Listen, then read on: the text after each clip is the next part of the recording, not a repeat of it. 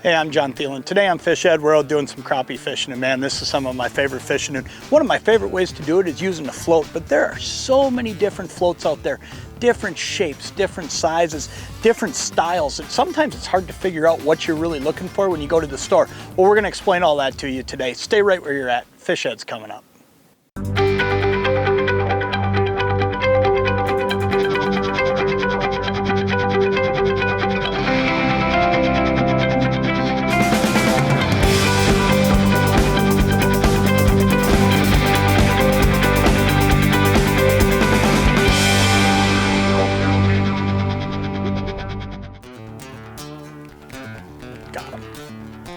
Man, I think crappie fishing, especially under a float, is just one of my favorite things to do. And I'll tell you why. Man, these fish, they just fight. And look at that, broke that thing off right when I flipped it in. I'm using pretty light line today. I'm using a 4-pound line, or that might even be a 2 or 3 pound line. Let's get this fish here and let me show them to you. What a great crappie to start our day. And like I was saying though, this is some of my favorite fishing. I just absolutely love pan fishing under a float because I love what's the part of it that's visual. You know, I mean, if you watch Fish Ed TV regularly or Fish Ed Internet, we do a lot of float fishing. I do it for walleyes, I do it for crappies, I do it for bluegills, and I really enjoy it because here's the thing, I get to see that bite. Very seldom do I miss fish when I can see that bite happening. Let's throw this guy in the live well.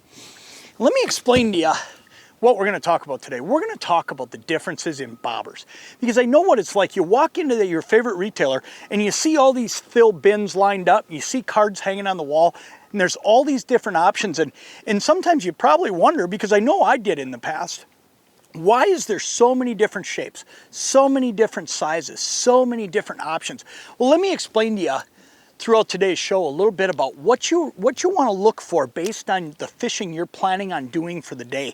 And the first thing I want to talk about is slip bobber versus spring bobber and explain to you what the difference is there. This here's a spring bobber. This is a Thill bubblegum float, and it's got a spring down here at the bottom. And what happens is I pull that spring up, I put it on the line, and now it's a fixed float. It stays right at that spot. My primary usage of a float like this, a spring float, when it's going to be fixed in a certain spot, is about 4 feet in depth. If I'm fishing more than 4 feet, I'm going to go to a slip bobber. And the reason I do that is because now I'm setting a knot on my line that determines the depth that I'm going to go down. Now today I'm fishing in 8 feet of water. I'm setting this line to go down. I want to get my jig down to about 6 inches off the bottom, so I'm setting it about 7.5 feet. So that's when I use a slip bobber. Anytime I'm going to fish deeper than about 4 feet, I go to that slip bobber. If I'm going to be shallower than that, spring bobbers work just fine. Let's get this thing back in the water here and let's get us another one, and then we'll talk more about these floats as we go.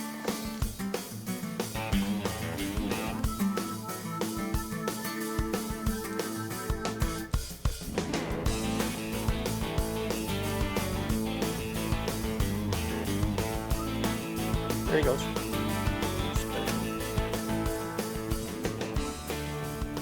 That should make him bite it. Yep. Oh, look at that. Man, did that fish. Holy smokes, did this guy just attack it. Look at that. That's why. Look at the size of that crappie. Holy smokes, that is just awesome. That's a 12-inch crappie all day long. And that fish, I mean, that bobber, I mean, he just come up and hit it like just a rocket. He bit it once and just kind of tickled it, and I could see it because what I'm using in these Thill floats, and today I'm using a Wobble Bobber, it's balsa. And balsa makes it so that you can see everything because it's neutrally buoyant. It shows you every single thing that's happening out there. Look at that fish. That's just a giant crappie. But what I was able to do is see that fish just tickle it. He just kind of bit at it and tickled it, and you could see the bobber. It never went down, but it bounced just a little bit a couple times, and then he just smashed it. And that's one of the things that's so cool about using a balsa float, because here's the thing, there's a lot of different floats out there, but what Thill does different than everybody else is they use a premium aircraft grade balsa. And what this balsa is it's the best balsa you can find. And they actually mill this into that shape. This is not plastic. This is actually all balsa wood, and it's milled right into this shape. And what's so cool about that is because of its neutral buoyancy. Every single time a fish touches this, you'll see it. Every single time a fish grabs it and goes up, it'll tip. It doesn't just float there like a plastic float, waiting for that big bite to take it down. I never would have caught that fish, even though he hit it really, really hard. I never would have caught him if I didn't see that first time that he tickled it a little bit, because that gave me the opportunity to know the fish was nearby, and I jiggled it a little bit, and then he come up and just smoked it because he was afraid it was going to get away. That's what's so cool about a Thill float though, is that balsa makes it so that you see every single thing happening down there, and that's what makes this the best float on the market day in and day out.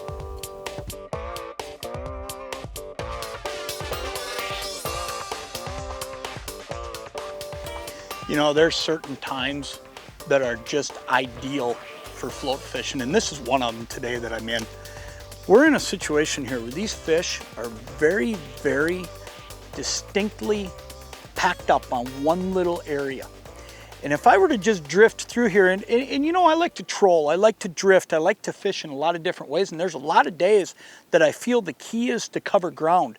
But when they're sitting on a spot like we're on today, and we're just on a little hump here, these fish are coming right up on top. This is where they're eating, and then they slide right off the edge. If I were to just drift over this top, there's a doggone good chance that I might get one, maybe two, but all said and done, I drift over it and I'm gone. I'm away from all the biters.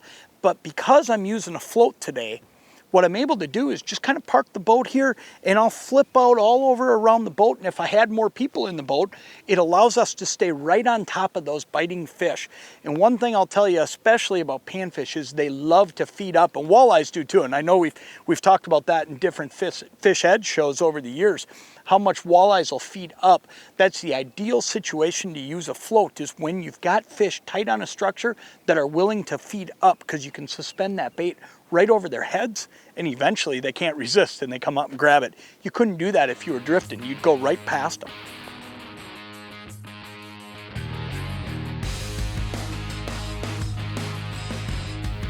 There's one right there. Got him. Crappie's on an ultralight. Pretty tough to beat it. Look at that, it's another great size fish, look at that.